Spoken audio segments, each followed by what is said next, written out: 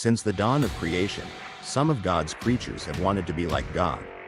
Intrigued by the serpent's claim that they would be like God, Adam and Eve took a bite of fruit. In an effort to assert their will over God's, they began building a tower to make a name for themselves. Human nature and desire haven't changed since then. Many today realize there has been a sea change in Western culture's worldview. The Judeo-Christian worldview is becoming or is a minority view. Carl Teichert writes, "We are witnessing a titanic impact at the crossroads of religion, politics, technology, and culture. Fundamentally, it is a collision of worldviews, and we are all experiencing the shockwaves. As with the Tower of Babel, man again attempts to create the temple of man in the Age of Re-Enchantment." Join the people of the book as Carl Teichert gives a guided tour of the game of gods. And welcome and greetings. We are glad to have you. And when we are done, everyone will know they have been had. Uh, Carl Teichert is indeed with us, and Dr. Williams is in the house, occasionally at least. Uh, and let's go back to here. There we go. There's Carl. Uh, and so Carl, yeah, wave to everybody. In fact, we can all do that. We'll wave. We can all wave. Be like that. Like that show that used to come on with each of the kids and Oh, yeah. Brady Bunch. Yeah, Brady Bunch. That's definitely the one. We're a bunch, all right. Yeah, well, so we're not the Brady Bunch, but we're a bunch of something. Here's Don again trying to back in. There he is. Hopefully he can hear us better. I have no idea. I think he's having browser issues. But anyway, back to the point at hand. Carl, we're talking about Game of Gods. We're doing chapter 4 this week. So we're kind of moving back and forth, right? Correct. We have jumped around a little bit in the book in previous weeks, but in this session, we're going to be tackling modernity, chapter 4. Okay. So are you ready for that? I think so. I put this slide up first, Proverbs 14:12. It's a simple verse, but it kind of hits us between the eyes like a 2x4. There's a way that seems right to a man, but its end is the way of death. And as we go through the time together, wrestling with some of the key points of modernity, some of the key thinkers, and the consequences of their ideologies, we realize very quickly that we have just walked down culturally and as a civilization a road of death. And unfortunately, that really was the story of the last century in a significant way, which was, of course, the culmination of some of the thinking that we saw in the heyday, the height of modernity. And we need to understand that because this sets the tone, this sets the stage for some of the things that we'll be talking about as you go through the book, reading the book, and we progress together with it. Any questions on what you read? I know that some of you were able to read chapter 4. I'm not sure if all of you had. Did anything pop up that kind of struck you? Oh, yeah. Okay. I like that. That's a great answer. yeah, boy. That when I got to the section of those two French guys, Comte and what was his name? Saint Simon. Saint Bubblehead over there. He man, it just dawned on me, like, these guys are trying so hard to create something that, I don't know, somebody has already thought of it, or maybe God did something, perfect society, perfect place, like this utopia, like, yeah, that's gonna happen, Yeah. So the futility of it all, and the delusion of it, and the whole, it's you can't do it with man's out for himself. He's not gonna be looking out for the other guy, Right. Yeah, it's kind of like an attempt to get back to the garden. Yeah, goes back to the tower. Yeah, but that's already been done. Garden. Right, exactly. So it's a repeat of nothing. Right. Right. And what's kind of interesting, I know right in the very beginning, before we played the intro, Jeff had asked the question, where did the name of my book come from? Game of Gods. Well, what we're going to be seeing in that age of modernity is that all we did was play God against each other Exactly. without the ability to actually create. It ended up being instead literally a path of destruction. Yeah. We chose death. That's what we Mhm. chose. And it's a stark reminder that man's attempt to be in control, to plan and guide and direct each other, let alone Mhm. ourselves, becomes a futile endeavor. Yes. And that's I wish we could say that this was a lesson that we learned as a culture, but sorry to say, we're going to be repeating this one, just Yeah. every time in a little bit different way. So let's quickly pop on some of the slides, and Well, that's we'll just just. like when Oh, you're pointing out the Tower of Babel, Mhm. and then we have a repeat of the Tower of Babel and a repeat of the mhm, repeat of the Tower of Babel, and each one of them end up the same way. They end up in failure. Yes. right, right. All righty, I'll just jump ahead. And this is the era that we're looking in today, and we'll probably end up in it for maybe even a couple weeks. I don't know. There's just so much we need to cover. Mhm. But today we're just going to have like a snapshot on some of the main individuals in modernity, some of the main thinkers, and looking at some of the consequences if we get that far. But this is our time period, roughly from 1700 to the 1960s. Realistically, it kind of ends already by end of World War One. And into World War II. But when you're taking a look at eras of Western civilization, the labels that we give certain time periods end up kind of blurring into one another, it becomes kind of Right. fuzzy. Nevertheless, we're looking at what's called the Age of Enlightenment, or it's also considered to be the age of human reason. It's the ending of the age of faith, and it's in opposition to church influence. In some respects, there's a pushback to the Reformation. The Reformation begins to kind of unravel some of the ideas of authority that were in place, and especially, and we're going to look at this, the French Revolution. France didn't have the same Reformation story that other parts of Europe did, especially Germany and Austria. Mhm. And so, what we're seeing with the age of modernity, where it begins, I chose in the book to use the French Revolution as our beginning point of modernity because it was a unique event. Now, of course, the American Revolution is taking place at the same time. In fact, you could look at the that time period of the 1780s to the 1790s as really very remarkable time period. A lot of change, a lot of new ideas, a lot of things that were happening. But in France, and especially in Paris, heads were rolling, heads were Mhm. chopping, and we had forests of guillotines as the French Revolution was ripping apart the idea of church, ripping apart the idea of monarchy, and we would have the rise of nationalism, the rise of democracy, the rise of reason, and the state would be our highest order. Mhm. It was an age also of deism, and I bring up deism because I have a little remarkable example of deistic thought on the American side, and that is I've got a copy here of the Jefferson Bible. Well, And hold on. We oh, want to all see right, that. okay, there we Ah, go.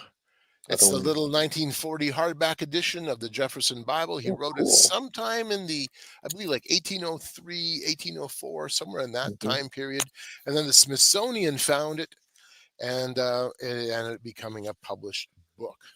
What Thomas Jefferson, as a deist, had did, how he created this little Bible. Um, what's a good way of Basically, just cut out all the miracles. Yeah, well, he did. He cut out all of them. I'm looking for the Yeah. quote in the introduction where it talks about how he took the diamonds out of the dunghill. That's how he described it. And he literally took a razor blade and he cut the Bible up. He cut the New Testament up to give us a good little book of moral lessons without any recourse to the supernatural, to Mhm. miracles. There is no virgin birth. Mhm. Jesus doesn't feed the 5,000. None of these things happen, and this is literally the last line of the book. Yeah. It says, there they laid Jesus and rolled a great stone to the door of the sepulchre and departed. End of story. Boom. End of story. The end. The end. That's right. So, Literally. Yeah. yeah. So that was the thinking of the age, at Yeah. least in terms of that deistic mindset. God puts things in motion and then just kind of walks away, and there's no real supernatural. There's no real revelation. Mm-hmm. It's the age of humanism. It's the age of human enlightenment and the advancement of human reason. And that's what kind of sets this time period apart from the previous era of Christendom. We're doing away with the church. We're doing away with Christian influence. It's time now to chart our own path. Human reason is what guides our principles. Man is the measure of all things. That becomes the motto of sorts. All right, we'll flip back to the slides. Oh, sure. You're just demanding everything tonight. I am so sorry, Don. This is a little slideshow on modernity, and I want to be a good dictator. Okay. Oh, there you go. We're practicing what you're preaching. That's right. Awesome example of it. Yes. So, Dictate of on. course, one of the highlights or lowlights of the French Revolution was the Festival of Reason, which took place in the Cathedral of Notre Dame. Oh, no. And there they had defrocked the priests, they had chased away the priests, and they had mounded up material and various items and literally made a small hill of materials inside the Cathedral of Notre Dame, had dressed up a very well-known prostitute. She paraded herself in. She was the goddess. And it was, in essence, a very stark demonstration that we are done with the church. Now all we have is human reason, human enlightenment. And so this is a piece of text that came from this time period, from this era, specifically around the Festival of Reason. We have no other religion than the religion of nature. We have no other temple than the temple of reason, no other altar than the altar of the nation, no other priests than our legislatures, no other worship than the worship of liberty, equality, and fraternity. And so France burned itself and burned the rest of the world with it, because the ideas that came out of the French Revolution and the Enlightenment thinking ended up shaping the course of the 20th century in a big way. So in this little time that we have together, we're going to take a look at a few men who were very influential in terms of their thinking from that time period. And we'll be looking at Jean-Jacques Rousseau, Saint-Simon, Comte, Darwin, Marx, and Nietzsche. And these guys are a lot of fun to hang out with. They don't talk back anymore. Yeah. But nevertheless, they shaped the era. They shaped the time. They still are. So first one we want to take a peek at, because by looking at some of the players, some of the thinkers of the age, and by the way, I'm sure that all of you know who these people are.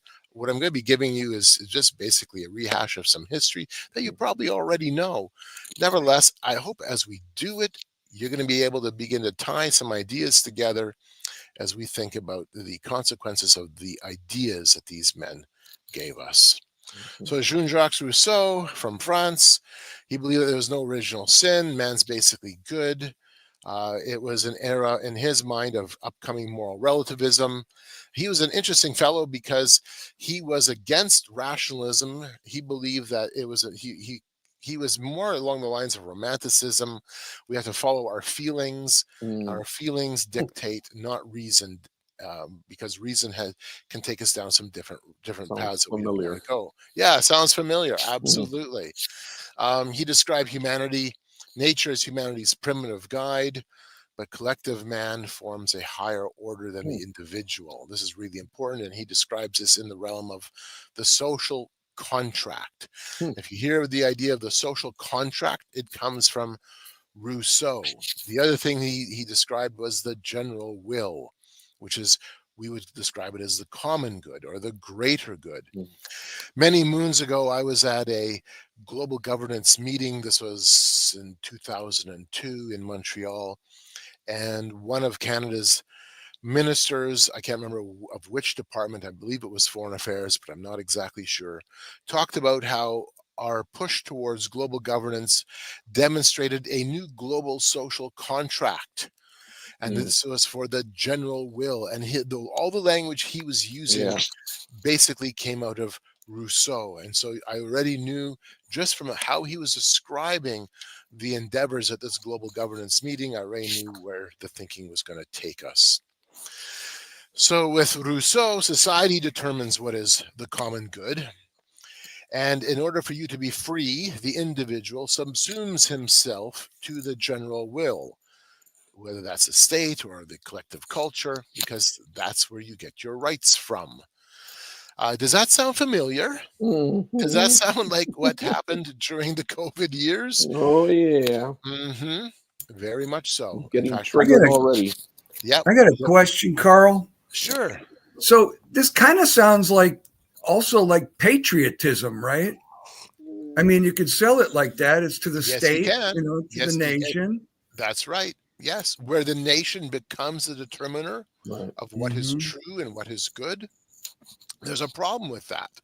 I appreciate Canada in many respects, but if Canada is, if Justin Trudeau is saying, and he doesn't, Justin Trudeau says the opposite.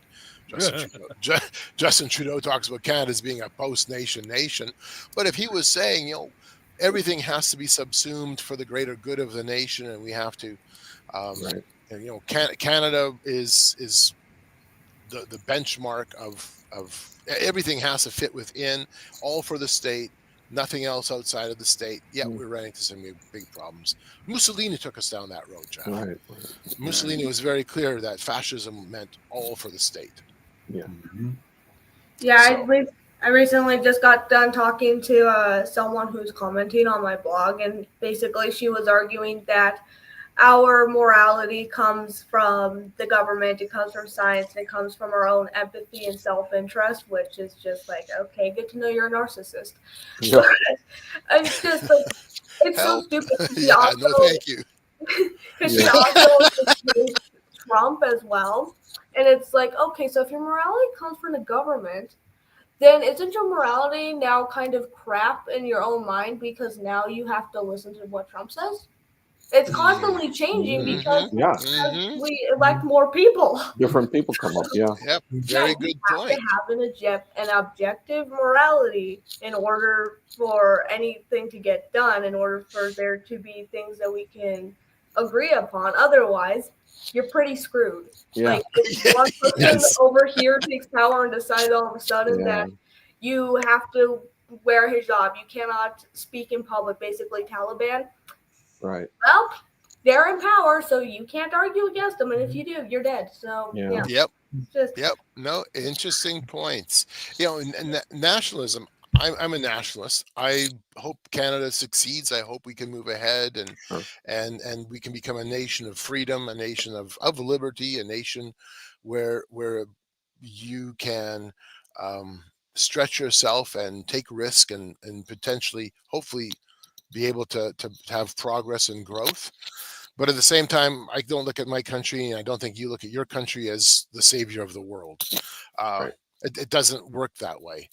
But if I had a choice between, nationalism or internationalism, give me nationalism, because at least with nationalism, if my nation goes super screwy, like it kind of did for a little while and still kind of is, I can at least potentially go south, find a better place, go to where I'm treated better. With internationalism, that doesn't necessarily mean it's going to happen. It's all of a sudden, the whole world has gone kaput. You can't go anywhere. Right. Alrighty, and we're going to flip back to the slides, Don. We will do that. Absolutely. Mon Capitan. Well, the titles are just coming out. I love it. They're just coming, bro. So, yes, with Rousseau, regarding Christianity, he said that everything that destroys social unity is worthless. And then in his book on the social contract, he says, whoever refuses to obey the general will shall be constrained to do so by the whole body. He shall be forced to be free. Yes, love it. You're going to force me That's to where be those free. skeletons came into play, huh? That's right. Choppy, chop, chop. Then we have Saint Simon, again, a product of the French Revolution. And he is considered to be the father of socialism. It's not Karl Marx. It's actually this guy. And he believed that society needs to be ordered and managed by technical elites, and that the time of the church has passed, it's gone. And what we now need to do is to move towards a positive science.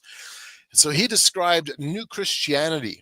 And his version of Christianity was to shift the faith away from the ideas of the church and just have it kind of refashioned to fit the benefits of political aims and benevolent social feelings.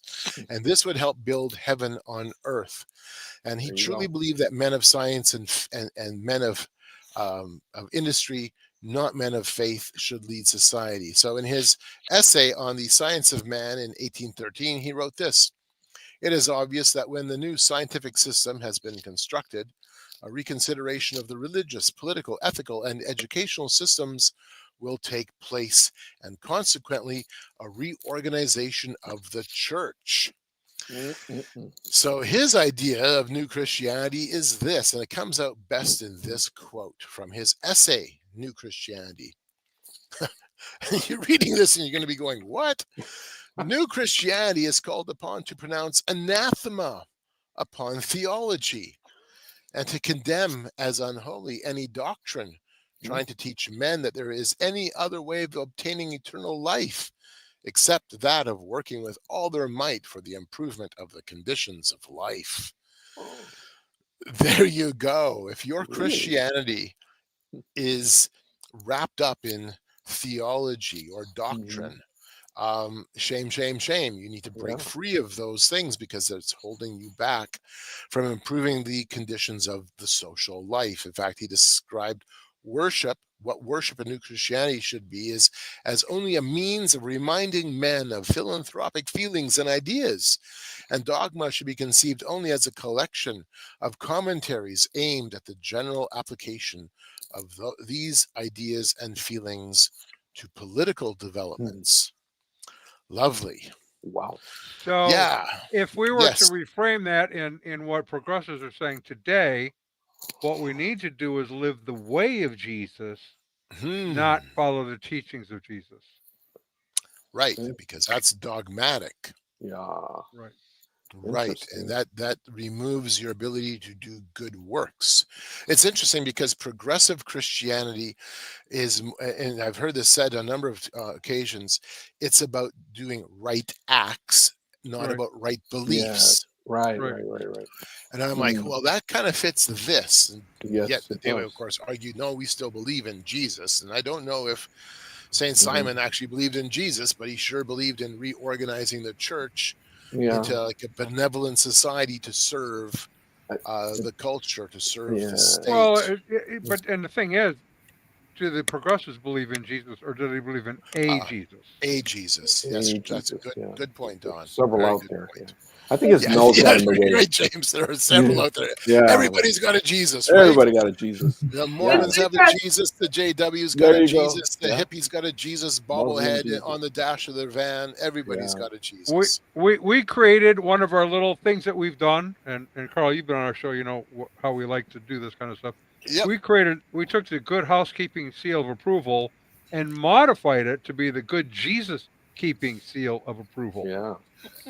That's exactly because everyone has a Jesus. They want to attach them to what they're doing because that then gives them legitimacy in some form or fashion. But it's not the Jesus of the Bible. No. Nope. It's certainly not. It's really interesting, like, hearing about this because it explains so much of what we're seeing today, especially with the left. Like, so I think a lot of people just think, oh, yeah, the left is just the political side of the aisle. You know, not really. It's just other people have different political opinions than you. What's the big thing? But then you see it And you actually look at how these people act, and it's absolutely like a cult. And they're like, they're pushing all of this stuff that you're mentioning. It's just like, Yeah, okay. And then they yell at you when you're like, we need to take leftism out of schools. We need to try to make it as unbiased as possible. And they yell at you like, you're trying to push your Christianity into the school. You're trying to push religion into school. Well, you've already done it. You've already put your own cult into the school. And it's destroying our generation. Yep. Yeah, all of these wonderful ideas, I'm sure, were learned at higher places of learning. No. Well, exactly, but to your point, you're absolutely right. These ideas are now completely embedded, not just in our education system, but embedded in philosophy and thought and everything. And it's not, and you're right, it's not just the political system. It really is an ordering of reality, or an ordering or rearranging of all elements of society, family, gender, economy, everything. So Saint Simon had a protege. He had a student by the name of Auguste Comte.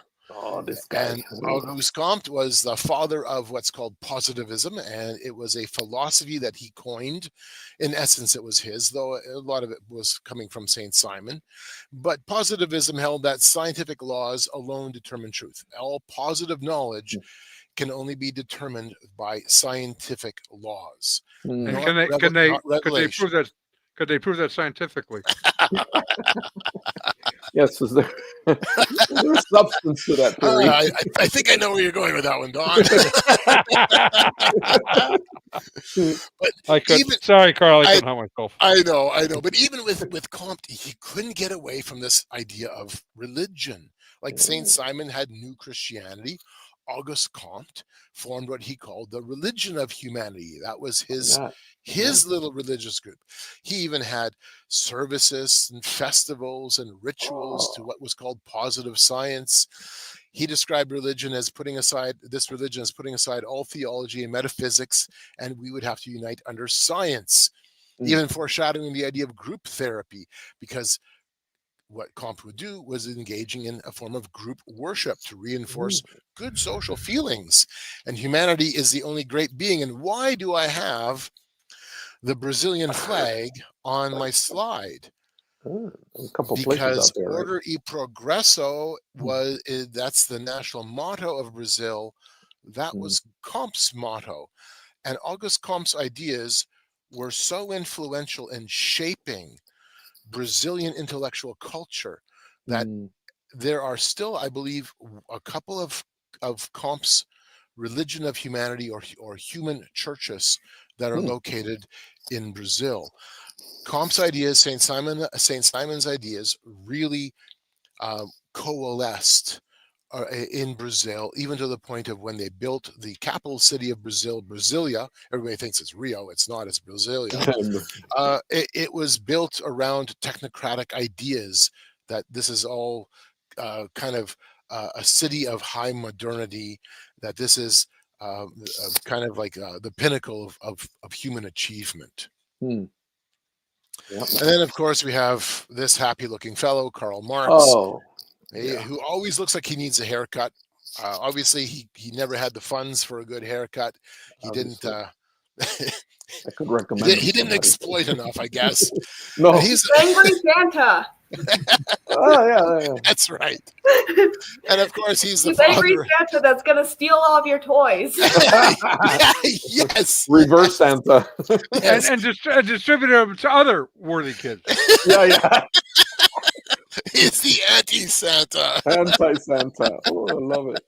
And of course, he was the father of communism, and his shtick was capitalism exploits, and the democratic community must collectively control production, labor, land, resources, and its distribution. And the big thing was private property. We have to free mankind of private property, because private property has unfortunately, it's about exploiting. Man is the highest being for man. He believed in atheism, and his perspective was damning to the 20th century. There's a question. Does any of this have any relationship to quantum faith. Not that I'm aware of. This is more of a humanistic way of thinking, less a metaphysical way of thinking. At that point, ideas of quantum theory hadn't even entered the Yeah. picture yet. This is still well before that time period. Right. That's more 20th century heresy. Yes. The heresies, in a sense, that Comte and Saint Simon gave us were the heresies that gave us ultimately the Soviet Union Mhm. and Mao Zedong, and stuff that's happening even today.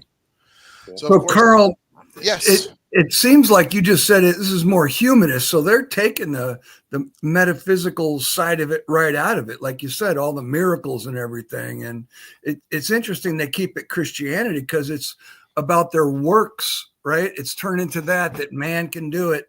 And most of the time, the works salvation comes through millions and millions of years, reincarnation, right? Mhm. So it's kind of interesting. If you could even do it by your works, it would take millions and millions of lives. yeah. Well, and Oh, in this case, the good works are building heaven on earth by building the right society. Right. That's ultimately what this boils down to. And Karl Marx, in a way, didn't give us an atheistic worldview.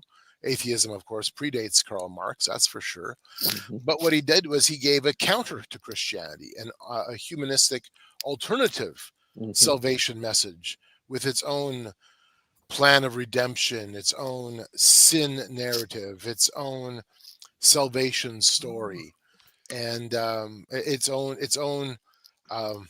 own gospel, so to speak.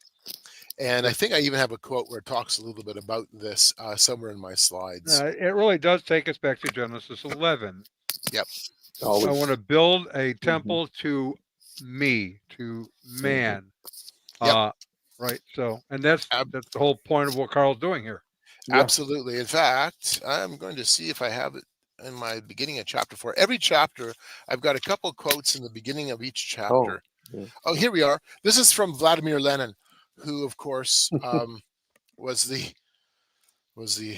Brother Lenin. communist Russian revolutionary leader who helped to Mhm. birth the Soviet Union and was the first leader of the Soviet Union. He said it this way. He says, yes, we're going to destroy everything, and on the ruins we will build our temple. There you go. There it Yep. is. Yeah, Can't get any plainer than that. 100%. Right. Mhm. And so Alrighty. this chapter kind of, you're asked in the beginning, Nope, do we have nope, questions? you're right, James. The observation is in this chapter, you outlined the various attempts to build the temple. Mhm. That's right. Yeah, this is the Temple of Man. In fact, the subtitle of the book is The Temple of Man. The Temple of Man, in the humanist sense, was tried in the 20th century. You could call that, let's say, the Temple of Man in the Age of Humanism. Mhm. The Temple of Man that we're building now is the Temple of Man in the Age of Re-Enchantment, where we're now looking for some sense of mystical connection. Right. Back then, it wasn't a mystical connection; it was more of a rationalistic, naturalistic connection. Mm. So on page 98 of my version of the Communist Manifesto, and I've got a few of them kicking around.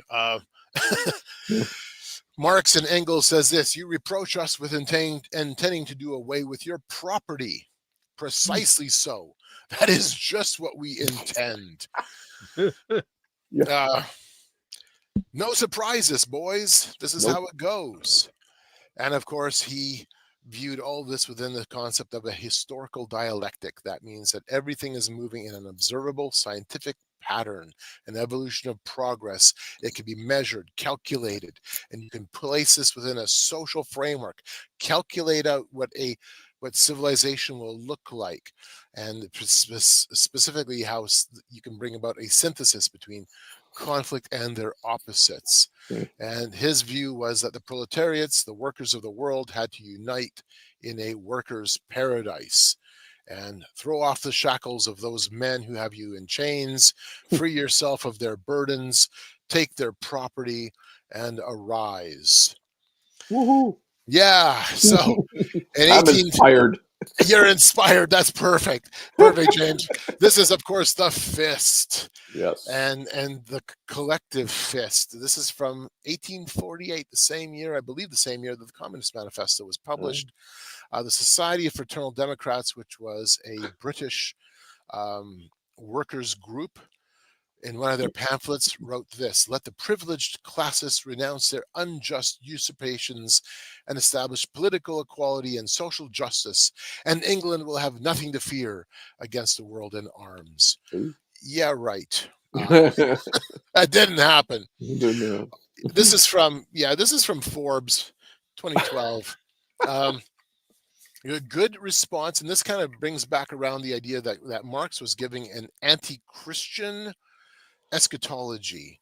And this is Bill Flax's description. To Marx, church and family presented obstacles to utopia. The hierarchical society affirmed by scripture prevented the rise of the proletariat, the worker class. Marx's writings reveal undeniable but antithetical parallels with scripture, a deliberate replacement meant to expunge Christianity from society. The Marxist dialectic redefines good and evil. Sin changed from rebellion against God into striving for individual ends as opposed to the collective. The institution of property rights represents original sin. Communism supplanted the Garden of Eden with a Rosarian primitive man at harmony with nature, the genesis of environmental worship's close ties to Marx's today. Marx even incorporated a millenarian view of history as an evolving class struggle finally solved by the coming victory of the proletariat. Utopia represents heaven, ultimately created on earth by man. The collectivist state becomes God. A good analysis. That's, I think, pretty accurate in many respects. There you go. And then we have another gentleman who could never seemingly afford to get a good haircut or a good beard, good beard trim, and that is Charles Darwin, of course, and his view of evolutionary biology, which literally has still shaking the world up because it offers an alternative to Genesis. That's ultimately what evolutionary biology does. I'm going to go off on a quick little rabbit trail here. One thing I find interesting, and I saw this even just a week or two ago, there was a discussion, an online discussion, asking whether or not evolution or the Bible was compatible with evolution. And there's some Christians talking about this subject, and they were trying to justify things, and I'm like, no, it's the wrong question. The real question is not, is the Bible compatible with evolution? But the real question should be, is evolution compatible with science? Because if it's not, it's just nothing more. Doesn't matter. That's right. It's a myth. It's a hypothesis at best. Anyways, this is no longer just it never really was a scientific theory. It was a philosophical theory. Right. And it ended up becoming a form of ideology. It really is a social reference point. And it was absolutely crucial for shaping humanism, Marxist-Leninism, and then German National Socialism. And of course, it shapes all of our textbooks today. There's no question.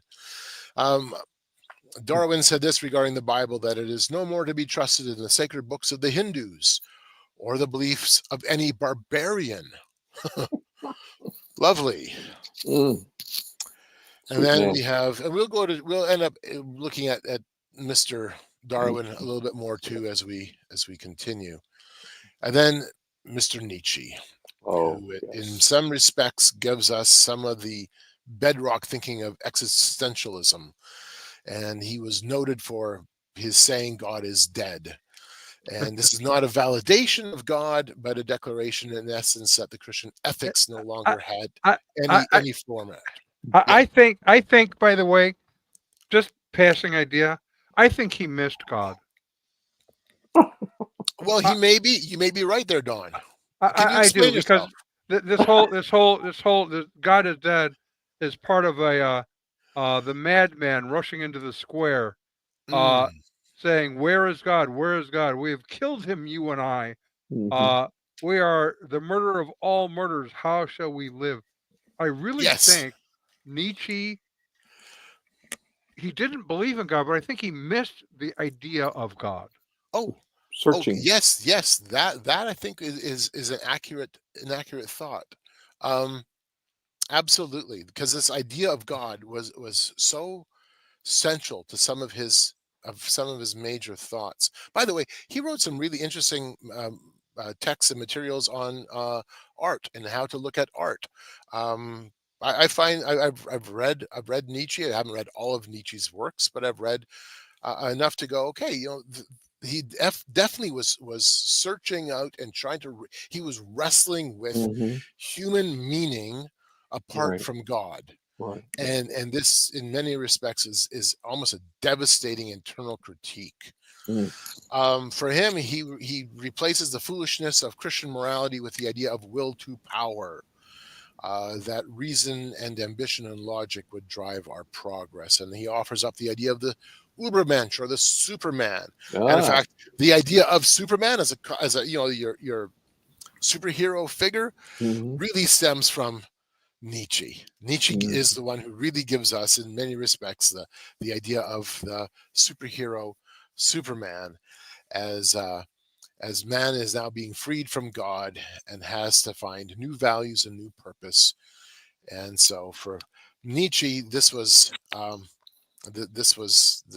of the stuff we know that comes out of his writings. And then, Don, to your comment or your quote. Here we go. This is his famous quote Mhm. from The Gay Science. And no, the Right. title of the book, The Great Gay Science, was not a reference to homosexuality. It was not. No. No, Not exactly. at all. Talk about a twist of language that we have. Oh eh? boy. Boy. Yeah. Now we have to think about it. Hey, Like, what do this they is mean? where historical grammatical context really comes into play. Oh, Yeah. big time. Big time. But this is that He's famous pretty and line. witty and gay. Yes, Yeah, yeah. yes. That's that kind. Yeah. The happy kind, not the other one. That's right. And here's that famous quote. God is dead. God remains dead, and we have killed him.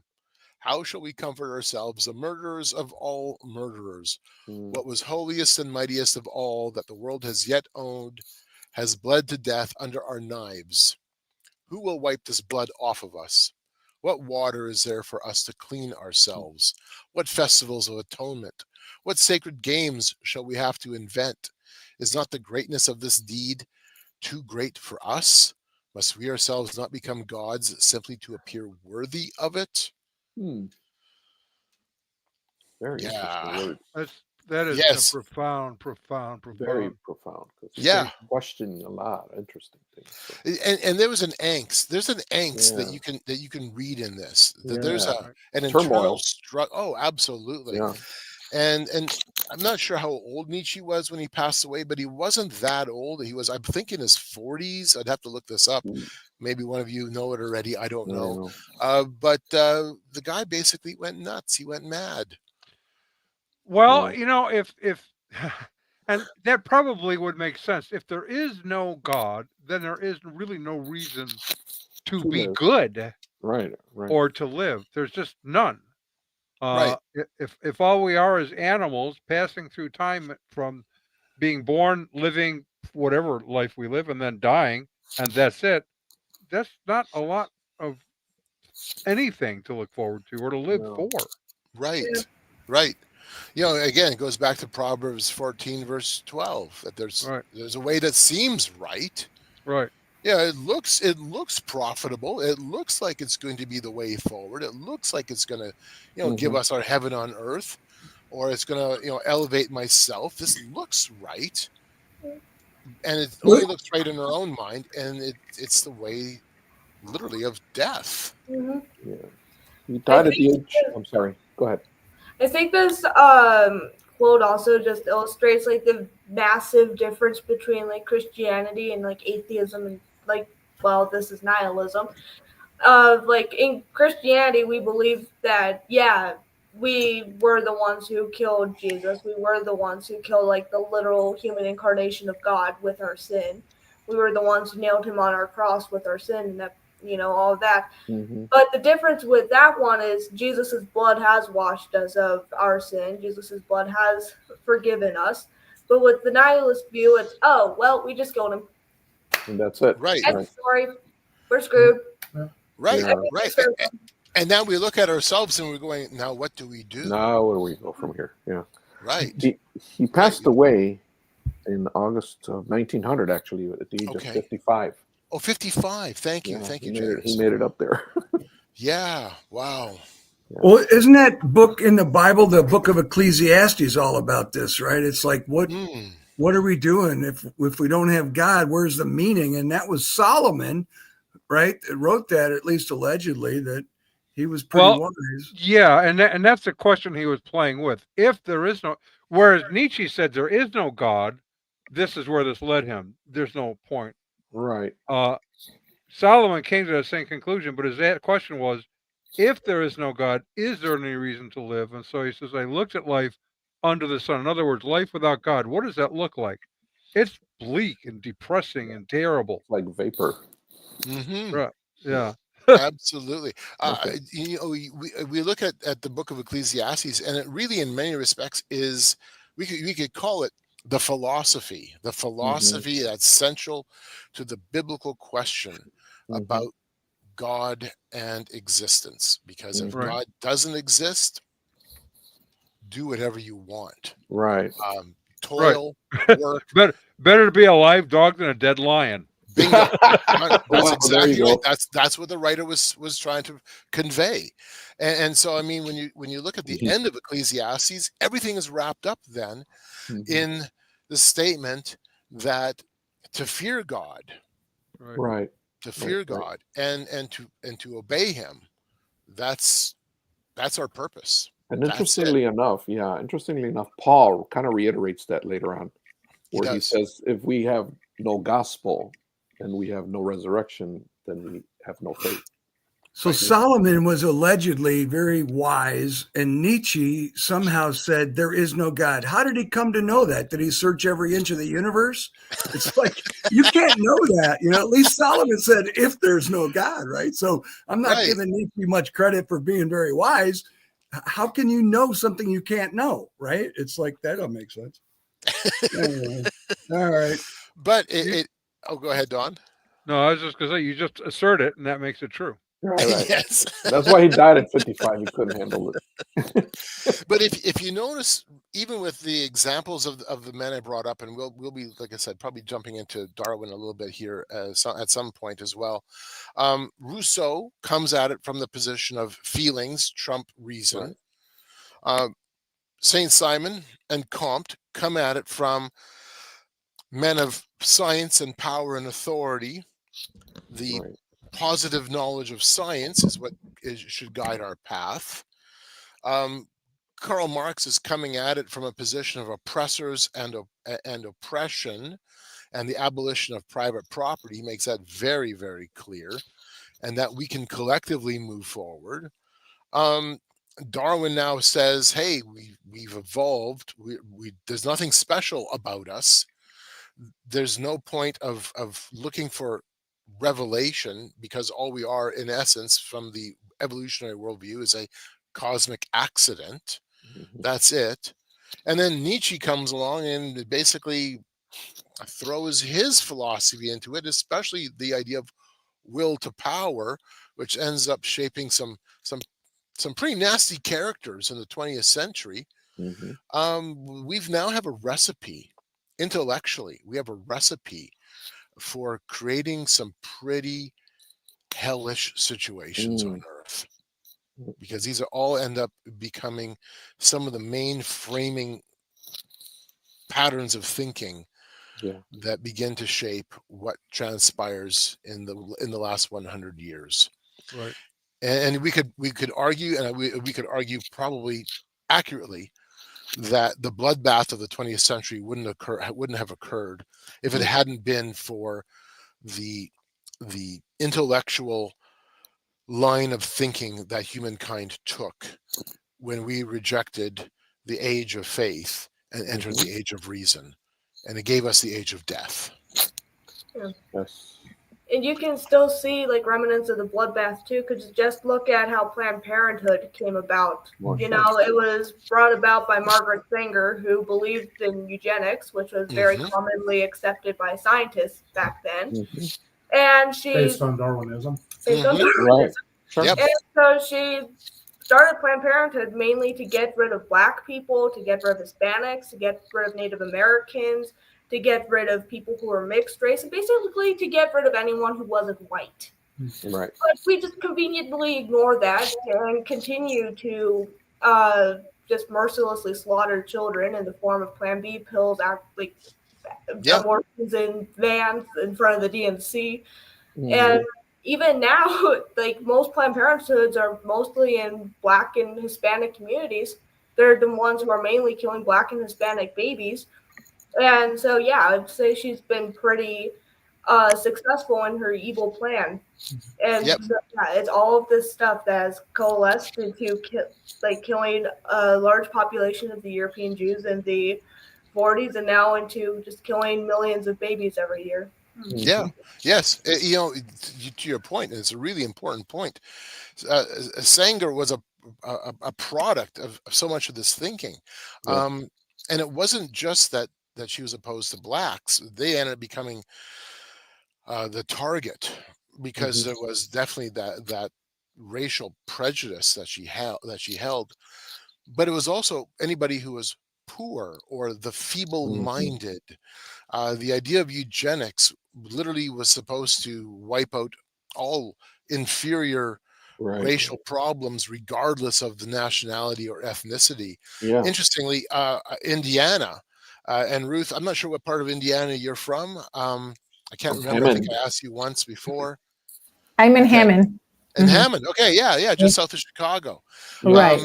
Yeah, I've passed through Hammond a few times. Indiana in 1907 was the first jurisdiction to put eugenics laws in place. Mm. Yikes. Yeah, before Wow. Adolf Hitler even had given a thought to this. I don't even know how old Hitler would have been. He wouldn't have been an old man at all. He would have been young, maybe a young man. But it hadn't even entered the thought of the German of the German people. It was Right. Yeah. Sanger influenced what happened over there. I think That's so. right. Yeah, definitely. Yeah.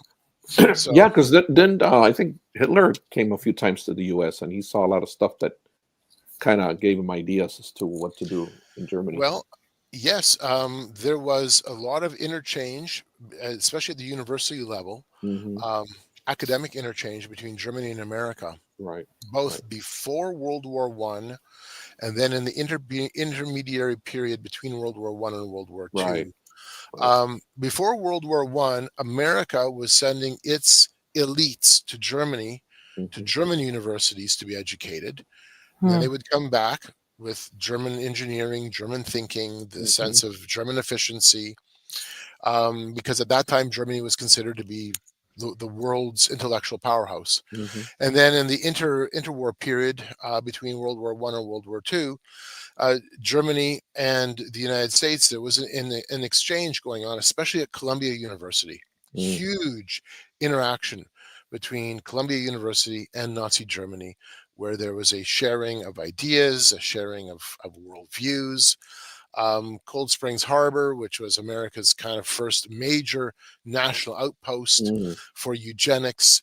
There was exchanges between them and the Nazis. There's some crazy stuff, and it wasn't just America; it was the UK as well. Canada had a eugenics movement. It was the Western world was Yeah. wrapped up in this idea that we can now, using science, the science, Science. trademarked.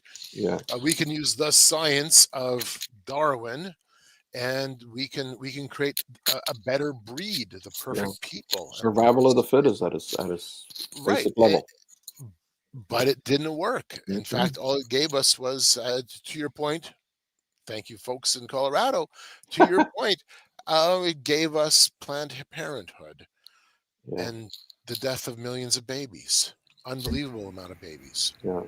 The author and filmmaker Michael Crichton did a really excellent essay on the similarities between the modern environmental movement and the eugenics movement, how it was all scientific consensus everything was proved by science. It really rings true. It's something you should Google. Everybody watching this should Google and read it. It really does. It pinpoints exactly how things really haven't changed, and it's all just the same arguments recycled. Yes. What was the name of it? Was it a book or? No, Michael Crichton. He's the guy who created. Oh, yes. Just Yes. Google it. It's a essay. It's really fascinating. Right. Yeah, Yes. John, if you send me the link to that essay, I'll put it in the description below too. I'll see if I can find it. Thank you, John. That is Awesome. Thanks. that's a great reminder. That's right. Another resource, if you're interested, I'm not sure how easy it would be to find. It was an online streamed documentary called Human Weeds that I was part of the project that came out by, it was put out by a couple of friends of mine, homeschooled youth out of Indiana, 2012, 2013. We did a bunch of traveling. We hopped in a van and we drove around New York City. We drove around Washington, D.C. We interviewed some very influential transhumanists. We spent time interviewing people in the D.C. area and asking this question about human weeds: when is life fit to live, and when is it unfit? Using the question of Darwinian evolution and social Darwinism and eugenics, and including interviewing people on the streets. So if I'll see if I can maybe dig up a link somewhere and send that as well. Another thing that might be helpful for those who are interested in these sorts of issues, and because this goes back to about the same time, early 1900s, is the Human Zoo. It's a film about an hour and a half long, where they put certain Africans in a zoo in New York where you can go see the Human Zoo. Oh, I heard about that. So is there still a lot of this going on today, or is this all history we're talking about, I hope, right? There's not a big movement today doing all this. Well, my friend, No. when we get into the transhumanist movement, which is one of the chapters in my book, you're going to see that there are parallels, there are similarities. Very much, yeah. Yeah, and then of course, to the earlier point, Planned Parenthood and the abortion industry does owe some of its lineage to the thinking that we've just been looking at. So getting enlightened to this is bringing me sadness. Well, you're not enlightened? Come on. Yeah, Jeff, that is actually good, because we shouldn't be pleased with this. It's one thing. I love the joy that we have and the laughter, because it's good. We have to have that. There has to be laughter. If we don't have laughter, we're just going to cry. Absolutely. But this is in no way a celebration of human achievement. Very sad. Very sad. This is instead quite the opposite. This is what happens when we get away from the Word of God. Right. There you go. There you go. Yes. We're at the top of the hour. I'm going to continue on next week with some of the major consequences of these ideas, and it's even more sad, Jeff. More sad. No. Get ready. Well, it is, but knowing is helpful because it enables us to actually see a couple things. We are missionaries. Right. This world isn't my home. We're just passing through. The church building in which we meet is an embassy, and it should be treated as an embassy, not a shopping center. Yes. And the church is kind of missing that aspect of this. Third, as Carl has already pointed out, and we'll see this recurring theme as we go along, these things that he's talking about in the last century and the century before that are not new. They're just repetitions of something that happened prior to that. Right. Yep. And we're seeing the same thing today. It's just more sophisticated. Yes. But it is still the same thing. And it's interesting to me, and Carl, we've talked about this, to watch the atheists who were fighting so hard against God until recently, because they're starting to realize, wait a minute, this wasn't such a good idea. Uh-oh. Right. Look at what's happening to the people. And so you have Tom Holland writing Dominion, an excellent book, demonstrating from the standpoint of an atheist historian that we wouldn't have Western culture at all if it hadn't been for Christianity. Right. There you go. Yeah, Richard Dawkins, like the father of atheism, going there is no God except. Well, I'm a cultural Christian. It's really not such a bad thing to have because it gives us morality. We don't have it without. So Yeah, they're recognizing that they've created a serious problem by following through this. So, for sure. Yeah. Um, Denise, we're still on chapter 4 next week, by the way. Yep. Yes. Denise, chapter 4. Yep. We'll continue on down that vein of chapter 4. If you want to jump ahead, that's cool too, into chapter 5. Regarding Christianity, really interesting little book by entitled "How Christianity Changed the World." Oh, there you go. Oh. Who's that? Who did that one? Schmidt, Elvin J. Schmidt. Elvin J. Schmidt. Yeah. Yep. Yeah. A really good little book. It's not a little book. It's a fairly large book, but a great book. Yeah, that's like over 20 years old. I read that one when it first came out. Great job. Yep. Luther absolutely. pastor. Alvin That's J. right. Schmidt. Oh, okay. And he makes a point of how the Western world has benefited immensely Absolutely. from Christianity. And if we would take away the influence of Christianity upon Western civilization, there would be no Western civilization. Yeah. Right. And that's the Christian standpoint. Tom Holland, an atheist who now calls himself a Christian atheist and goes to church, by the way. Oh, jeez. His whole book is saying we wouldn't have had Western civilization if it hadn't been for Christianity. Interesting. Yep. Very interesting. One of the things I liked about this whole presentation at this point is that those people that you presented, those fellas with the need for trimming and hair care, I knew about them, but the way that I see it now, that how they're connected and how one of them led to the other is a very interesting. It just threw me in like, oh, wait a minute.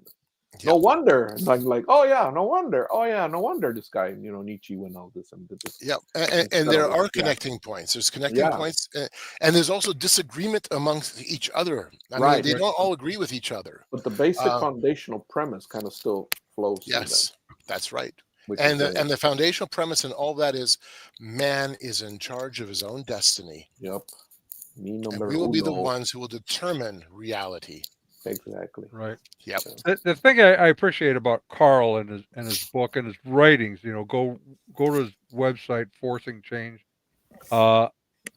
is that we have a similar process. When we look at something that's happening now, we both go, wait a minute, how did this come to be? This doesn't pop up by itself out of a vacuum. Something happened before that, and something happened before that. We start working backwards to say, where did this begin? And how did we get here? Yep. Once you get a handle on that, it really helps clarify how we need to approach the issues of the day. Exactly. Yeah, something came up the other day. We know God's got a plan, but maybe the devil's got a plan, James. The way these things are linked together, right? It's like, well, they always try, but it all fits together. He's always got a plan, but it's not a good one. Again, Proverbs 14:12, right? Yeah, exactly. It's not a good one, James. It's not a good one. Basically, to sum up, as G.I. Joe said, knowing is half the battle. Yes. Thank you for that awesome and in these studies here in this section, it's if in terms of doing research, I do a lot of research. In fact, the last couple of days I've been hammering hard, doing a calendar of events for an American Christian ministry. I do it every year for them, of United Nations and global transformational events, just so that they have a handle on how the culture is going to be changing in the next 12 months. And I've got to wrestle through about 50 to 60 different events, and I put a calendar together of 20 that I think are at least demonstrate kind of kind of the thrust of where we're going to be going. Sure. And in doing that over and over and over again, as I'm reading their literature and putting my calendar together, I keep running into this. We have to have collective action. Mm. We have to work collectively. We have to unite. It's nonstop. Every time I'm looking into these organizations, it's nonstop. Right. And so while they're looking forward to their collective action, the reality of it is everything that they're planning has already been thought out beforehand. And so when you're doing research, let's say on an organization, we often say follow the money. Yes, follow the money. But in terms of ideas, follow the history. Yeah. Yes. True.